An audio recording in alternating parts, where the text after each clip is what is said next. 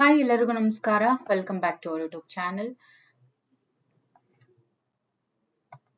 ನಾವು ಹಿಂದಿನ ತರಗತಿಯಲ್ಲಿ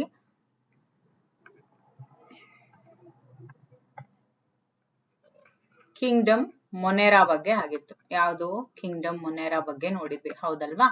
ಸೊ 5 ಕಿಂಗ್ಡಮ್ ಕ್ಲಾಸಿಫಿಕೇಶನ್ ಅಲ್ಲಿ ಮೊದಲನೇದು ಮೊನೇರಾ, ನೆಕ್ಸ್ಟ್ ಪ್ರೊಟಿಸ್ಟಾ. ಓಕೆ, ಅದರ ನಂತರ ಫಂಜೈ ಬರುತ್ತೆ. ಸೊ ಈಗ ಪ್ರೊಟಿಸ್ಟಾ ಬಗ್ಗೆ ನೋಡ್ತಾ ಹೋಗೋಣ. ಪ್ರೊಟಿಸ್ಟಾ ಕೂಡ ಯೂಕ್ಯಾರಿಯೋಟ್ಸ್. ಏನು ಪ್ರೊಟಿಸ್ಟಾ ಏನಿದೆ ಇದು ಯೂನಿಸೆಲ್ಯುಲರ್ ಯೂಕ್ಯಾರಿಯೋಟ್ಸ್. ಓಕೆ, ಮೊನೇರಾ ಏನು they are prokaryotes. Okay, they are prokaryotes. But Protista ಏನಿದೆ ದೇ ಆರ್ ಮಲ್ಟಿಸೆಲ್ಯುಲರ್ ಯೂಕ್ಯಾರಿಯೋಟ್ಸ್. ಆಮೇಲೆ ನ್ಯೂಕ್ಲಿಯರ್ ಮೆಂಬ್ರೇನ್ ಪ್ರೆಸೆಂಟ್ ಅಂತ ಅರ್ಥ.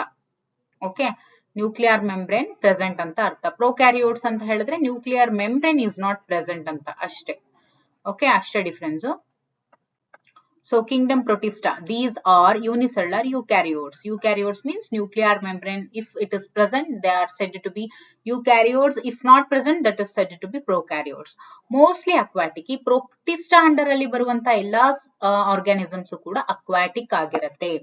Okay, some shows connecting link property with plants as well as animals. ಕೆಲವೊಂದು ಏನಿರುತ್ತೆ they connecting link property with animals as well as plants as well as animals means plants ಮತ್ತೆ animals ಎರಡರ ಜೊತೆಗೂ ಕೂಡ ಅವು ಏನೋ ಕನೆಕ್ಟಿಂಗ್ ಲಿಂಕ್ ಅನ್ನ ಇಟ್ಕೊಂಡಿರುತ್ತೆ. And it includes chrysophytes, dinoflagellates, euglenoids, slime molds and protozoans. These are very important. protista ಅಂತ ಇದ್ದಾಗ 1 2 3 4 5 ಈ 5 ಏನಿದೆ ಇದನ್ನ ನೀವು ಪ್ರೊಟಿಸ್ಟಾ ಅಂತ ಅಂದ್ಕೊಳ್ಳಿ ನಿಮ್ ತಲೆನಲ್ಲಿ ಈ 5 ಪಾಯಿಂಟ್ಸ್ ಇರಬೇಕು. ಏನು chrysophytes, dinoflagellates,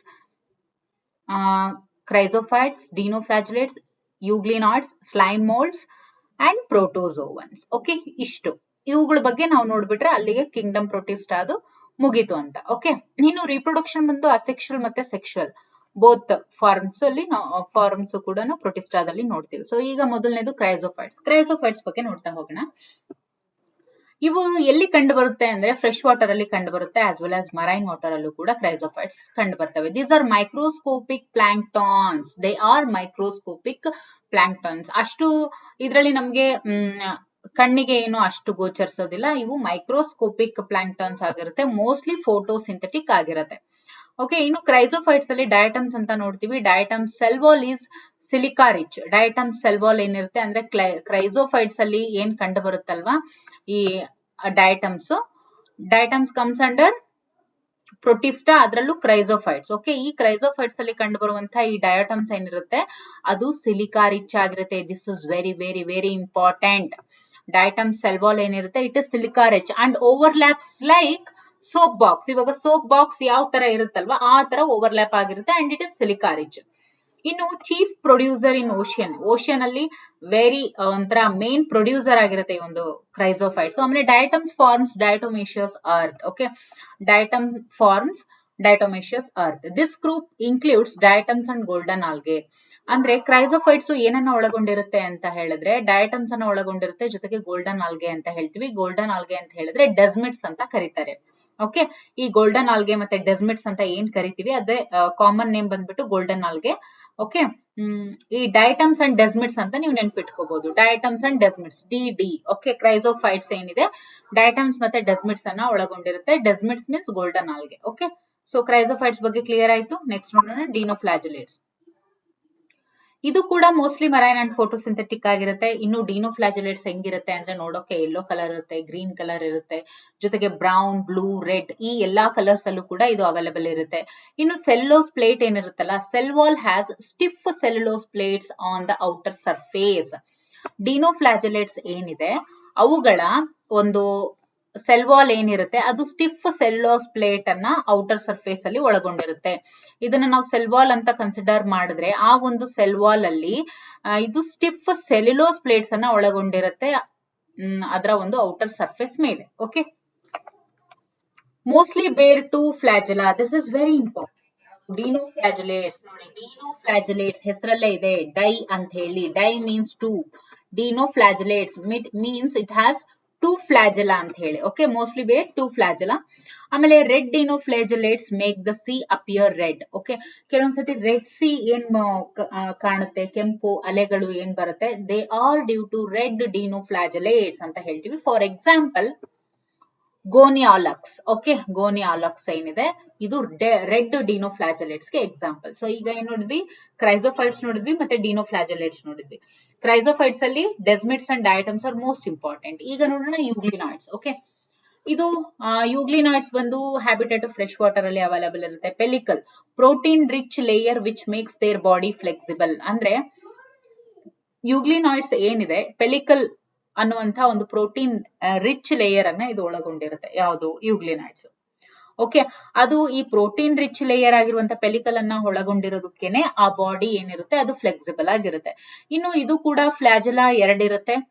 okay, a long and other short. Okay, ಒಂದು ಉದ್ದೊಂದು ಒಂದೊಂದು ಚಿಕ್ಕದು. In presence of light they behave as photo autotrophic mode of nutrition. ಅಂದ್ರೆ in the presence of light, ಅಂದ್ರೆ in the presence of sunlight ಏನಾಗುತ್ತೆ, they are means they prepare their own food. Okay, photo autotrophic mode of nutrition ನಡೆಯುತ್ತೆ. And in absence of light ಏನಾಗುತ್ತೆ, they act as heterotrophs. ಅಂದ್ರೆ in the presence of sunlight ಅಥವಾ in the presence of light ಏನಾಗುತ್ತೆ, photo autotrophic mode of nutrition ಗೆ ಒಳಗಾಗುತ್ತೆ. But ಯಾವುದೇ ತರ light ಇರಲ್ಲ, in the absence of light ಅಲ್ಲಿ ಏನಾಗುತ್ತೆ, ಅಥವಾ ನೈಟ್ ಟೈಮ್ ಏನಾಗುತ್ತೆ, they act as heterotrophs. Means ಅವು ಬೇರೆ ಒಂದು ಜೀವಿಗಳ ಮೇಲೆ ಡಿಪೆಂಡ್ ಆಗಿರ್ತವೆ for food and shelter. Okay, example euglenoids ಗೆ ಎಕ್ಸಾಂಪಲ್ ಬಂದು ದಟ್ ಇಸ್ ಯೂಗ್ಲಿನಾ. ಸೊ ಇವಾಗ ಏನ್ ನೋಡಿದ್ವಿ ನಾವು, ಕ್ರೈಸೋಫೈಟ್ಸ್, ಡಿನೋಫ್ಲಾಜೆಲೇಟ್ಸ್, ನೆಕ್ಸ್ಟ್ ಯೂಗ್ಲಿನಾಯ್ಡ್ಸ್ ನೋಡಿದ್ವಿ. ಈಗ ನೋಡೋಣ ಸ್ಲೈಮ್ ಮೌಲ್ಡ್ಸ್. ನ್ಯೂಟ್ರಿಷನ್ ಬಂದು ಸ್ಯಾಪ್ರೋಫೈಟಿಕ್ ಆಗಿರುತ್ತೆ. ಸ್ಲೈಮ್ ಮೋಲ್ಡ್ಸ್ ಬಂದು nutrition saprophytic mode of nutrition ಅಂತ ನೋಡ್ತೀವಿ. Means it depends on other organisms. For example plasmodium, aggregation of plasmodium ಅಂತ ಹೇಳ್ತೀವಿ. It produce spores. Okay, slime moulds ಅಂತ ಹೇಳಿದ್ರೆ ಇಟ್ ಪ್ರೊಡ್ಯೂಸಸ್ ಸ್ಪೋರ್ಸ್. ಓಕೆ, ಇದು ಸ್ಪೋರ್ಸ್ ಅನ್ನ ಪ್ರೊಡ್ಯೂಸ್ ಮಾಡುತ್ತೆ. ಕ್ರೈಸೋಫೈಟ್ಸ್ ಆಯ್ತು, ಡಿನೋಫ್ಲಾಜೆಲೈಟ್ಸ್ ಆಯ್ತು, ಯೂಗ್ಲಿನಾಯ್ಡ್ಸ್ ಆಯ್ತು, ಜೊತೆಗೆ ಸ್ಲೈಮ್ ಮೋಲ್ಡ್ಸ್ ಆಯ್ತು. ಈಗ ನಾವು ನೋಡೋಣ ಪ್ರೋಟೋಜೋವನ್ಸ್, ಫಿಫ್ತ್ ಟೈಪ್ ಪ್ರೋಟೋಜೋವನ್ಸ್. ಪ್ರೋಟೋಜೋವನ್ಸ್ ಅಂತ ಬಂದಾಗ ನಾವು 1 2 3 4 ಟೈಪ್ಸ್ ಆಫ್ ಪ್ರೋಟೋಜೋವನ್ಸ್ ಅನ್ನ ನಾವು ನೋಡ್ತೀವಿ. ಒಂದು ಅಮಿಬಾಯ್ಡ್ ಪ್ರೋಟೋಜೋವನ್ಸ್, ಇನ್ನೊಂದು ಫ್ಲಾಜೆಲೇಟೆಡ್ ಪ್ರೋಟೋಜೋವನ್ಸ್, ಇನ್ನೊಂದು ಸಿಲಿಯೇಟೆಡ್ ಪ್ರೋಟೋಜೋವನ್ಸ್, ಇನ್ನೊಂದು sporozoans. Clear? Amoeboid protozoans, flagellated protozoans, ciliated protozoans and sporozoans. ಈಗ ಅಮಿಬಾಯ್ಡ್ ಪ್ರೋಟೋಜೋವನ್ಸ್ ಬಗ್ಗೆ ನಾವು ನೋಡ್ತಾ ಹೋದ್ರೆ, these organisms lives in fresh water, sea water and also moist soil. They may form pseudopodia as in amoeba. Okay, ಇನ್ನು marine forms have silica shells on their surface. ಅಂದ್ರೆ marine forms ಏನೇನಿರುತ್ತೆ ಅದೆಲ್ಲಾನು ಕೂಡ surface ಮೇಲೆ silica shells ಅನ್ನ ಒಳಗೊಂಡಿರುತ್ತೆ. ಅಂದ್ರೆ means outer layer ಅಲ್ಲಿ.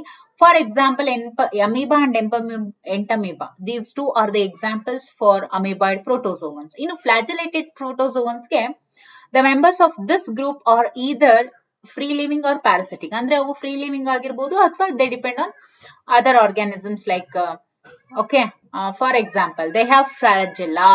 Flagellated protozoans ಅಂತ ಹೇಳಿದ್ರೆ they have flagella and example ಬಂದು trypanosoma. okay, trypanosoma, flagellated protozoans ಗೆ example ಬಂದು that is trypanosoma. ಇನ್ನು ciliated protozoans ಬಂದು they are aquatic, thousands of cilia are present ಇರುತ್ತೆ. ಇನ್ನು they have a cavity. Okay, ಅಂದ್ರೆ ಒಂದು ಹೋಲ್ ತರ ಓಪನ್ ಇರುತ್ತೆ, that opens to the outside of the cell surface. okay, for example paramecium.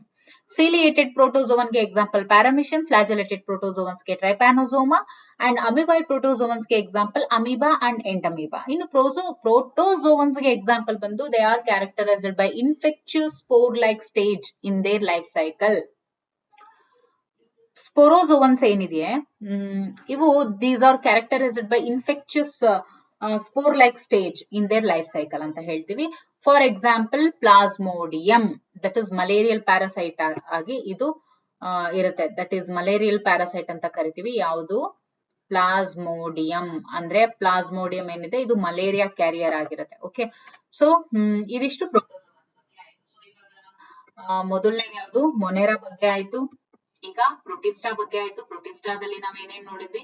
ಕ್ರೈಸೋಫೈಟ್ಸ್, ಡಿನೋಫ್ಲಾಜೆಲೇಟ್ಸ್, ಯೂಗ್ಲಿನೈಡ್ಸ್, slime moulds and ಪ್ರೋಟೋಜೋವನ್ಸ್ ಇಷ್ಟು ಆಯ್ತು. ಇನ್ನು next Kingdom ಫಂಜೈ ಬಗ್ಗೆ ನೋಡ್ತಾ ಹೋಗೋಣ. ಓಕೆ, ಹೈಪೆ ಮತ್ತು ಅನಿಮೇಲಿಯಾ ನಾವು ಬೇರೆ ಬೇರೆ ಚಾಪ್ಟರ್ ಆಗಿ ನೋಡೋದ್ರಿಂದ ಇಲ್ಲಿ ಒಂದು ಬಯೋಲಾಜಿಕಲ್ ಕ್ಲಾಸಿಫಿಕೇಶನ್ ಅಂತ ಬಂದಾಗ ಕಿಂಗ್ಡಮ್ ಮೊನೆರಾ, ಪ್ರೊಟಿಸ್ಟಾ ಅಂಡ್ ಫಂಜೈ ಬಗ್ಗೆ ಮಾತ್ರ ನಾವು ನೋಡ್ತೀವಿ. ಸೊ ಕಿಂಗ್ಡಮ್ ಫಂಜೈ ಬಗ್ಗೆ ನೋಡೋಣ.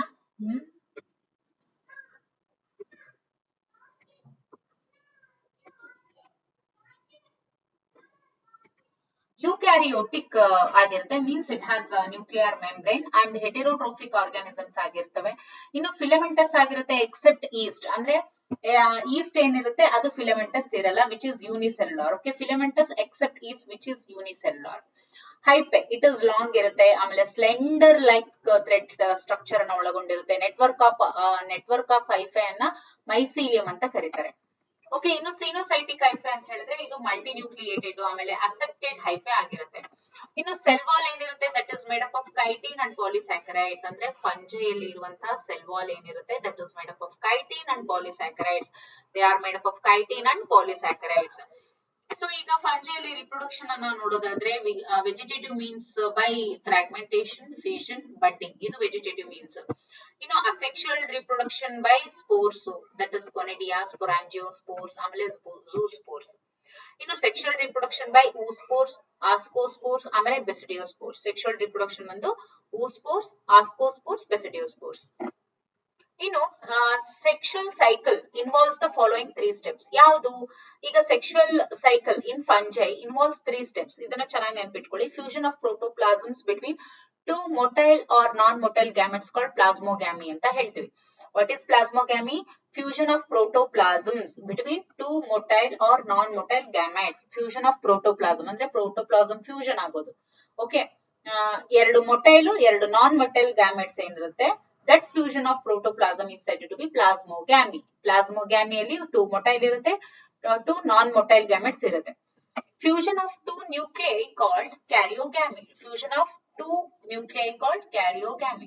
Meiosis in zygote resulting in haploid spores.